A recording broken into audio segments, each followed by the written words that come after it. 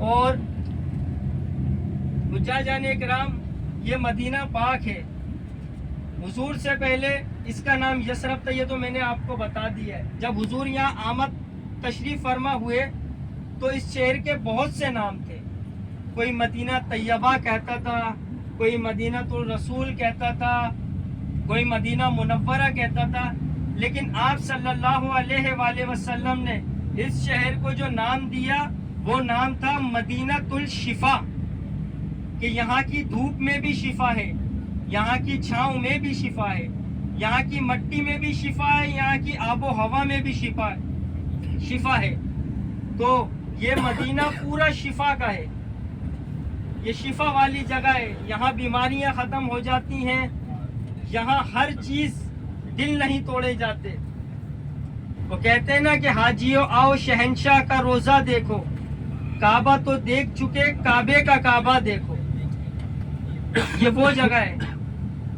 آپ صلی اللہ علیہ وآلہ وسلم نے اس شہر سے بہت محبت فرمائی ہے، اس شہر سے بہت محبت فرمائی ہے. آپ نے اللہ پاک سے دعا کری کہ اے اللہ پاک، جیسے ابراہیم علیہ السلام مکہ سے محبت کرتے تھے، میں مدینے سے محبت کرتا ہوں.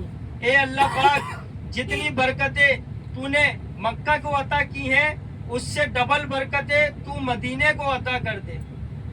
اللہ پاک نے یہاں برکتیں ہی برکتیں نازل فرمائی ہیں.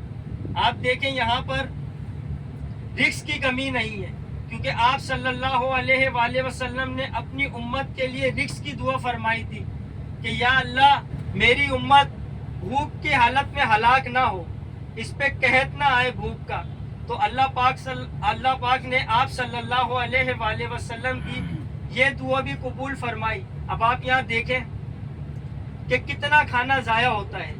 آپ جو کھاتے ہیں کھا لیتے ہیں، باقی آپ سارا ڈسٹ بن میں پھینک دیتے ہیں. لیکن آپ صلی اللہ علیہ وآلہ وسلم کے دور سے پہلے ایسا نہیں تھا. مسلمانوں کے حالات اتنے خراب تھے کہ ایک وقت کھانے کے لیے تھا تو ایک وقت مسلمان پیٹ پہ اینٹیں باندھا کرتے تھے اور اللہ کے حکم کے مطابق جہاد میں شامل ہو جایا کرتے تھے. کیونکہ اسلام ہمیں تو پیدا ہوتے ہیں اور ہمارے کانوں میں اذان دے دی جاتی ہے اور ہمیں پتہ چل جاتا ہے کہ ہم مسلمان ہیں. لیکن ہمارے سے پہلے کے جو لوگ تھے انہوں نے بڑی قربانیاں دی ہیں اس دین اسلام کے خاطر. بہت سے صحابہ اکرام شہید ہوئے اس قربانیوں میں. ہمیں جو یہ ملا ہے یہ ایسے ہی مل گیا ہے، لیکن اس کے پیچھے اگر دیکھا جائے تو بہت قربانیاں ہیں. اتنی قربانیاں ہیں کہ نہ مجھے بتانے میں تعجب ہوگا نہ آپ کو سننے میں تعجب ہوگا. لیکن جنہوں نے قربانیاں دی ہیں یہ وہی جانتے ہیں، اللہ کے رسول جانتے ہیں اور اللہ پاک خود یہ بات جانتے ہیں کہ کتنی اللہ پاک جنت انسان کو ایسے نہیں دے دیتا.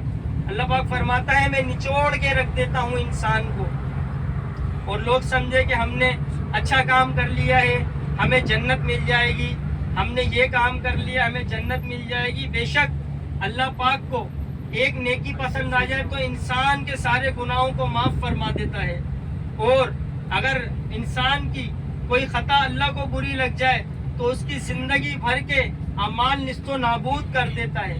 تو یہ مدینہ شہر ہے، یہاں پہ ایک نماز پڑھنے کا 50,000 نماز کا ثواب تو ہے، لیکن ایک گناہ کا بھی وہی گناہ ہے. جتنا 50,000 نمازوں پہ آپ کو ثواب مل رہا ہے تو یہاں پہ پھر ایک گناہ کا بھی آپ کو وہی 50,000 کے مطابق گناہ کا وہ ملے گا، عذاب. تو یہ جو جگہ ہے یہ بہت مقدس جگہ ہے. امام مالک رضی اللہ تعالی عنہ پوری زندگی مدینہ پاک میں رہے، لیکن آپ نے کبھی اپنے پیروں میں چپل نہیں پہنی.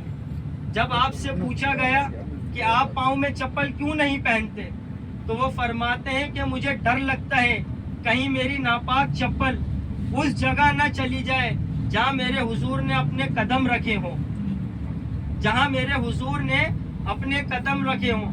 ساری زندگی مدینہ پاک میں رہے، مدینہ کبھی چھوڑ کے نہیں گئے. صرف پوری زندگی میں آپ نے ایک حج کیا اور ایک عمرہ کیا. جب لوگوں نے پوچھا کہ آپ حج کیوں نہیں کرتے اور عمرے کیوں نہیں کرتے تو کہتے ہیں کہ میں اس ڈر سے حج اور عمرہ نہیں کرتا کہیں مجھ سے مدینہ چھن نہیں جائے، میں یہاں سے سفر باندھوں اور میری موت واقعہ ہو جائے تو جنت البقیع مجھ سے چھن جائے گی. اس وجہ سے تو یہ بڑے ادب و اعلیٰ مقام ہے مدینہ پاک. یہاں سانس بھی اگر لینی چاہیے تو تھم کے لینی چاہیے. یہ مدینہ حضور کا شہر ہے.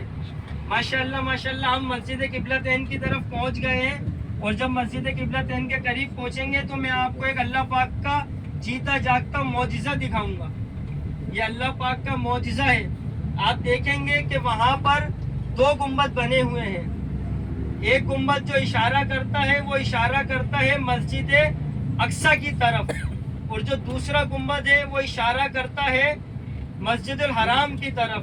لیکن اللہ کی شان دیکھیے گا کہ صرف ایک ہی اس جگہ پر جو ہے نا کبوتر بیٹھے ہوئے ہیں اور دوسرے پہ نہیں بیٹھے ہوئے کبوتر. جس کے اوپر کبوتر بیٹھے ہوئے اس کا اشارہ مسجد الحرام کی طرف ہے, یعنی خانہ کعبہ کی طرف ہے, اور جس پہ کبوتر نہیں بیٹھے ہوئے اس کا اشارہ مسجد الاقصی کی طرف ہے. تو آپ یہ گنبد اپنی آنکھوں سے دیکھیے گا کہ ایک گنبد پہ کبوتر بیٹھے ہوئے ہیں اور ایک پر نہیں بیٹھے ہوئے. آپ سب نے میرے ساتھ چلنا ہے. میں آپ کو لے کے جاؤں گا اپنے ساتھ, اور ساتھ لے جا کر آپ کو میں راستہ بتا دوں گا کہ یہاں مرد حضرات کا راستہ ہے اور یہاں خواتین کا راستہ ہے. آپ نے 20 منٹ کے اندر واپسی آ جانا ہے. گاڑی نمبر ہے ہمارا 8286. سب میرے ساتھ چلیں گے اور میرے ساتھ ہی واپسی آ جائیں گے. میں آپ کو ایک مقام بتا دوں گا کہ آپ سب نے جمع ہو کر وہیں پہ آنا ہے.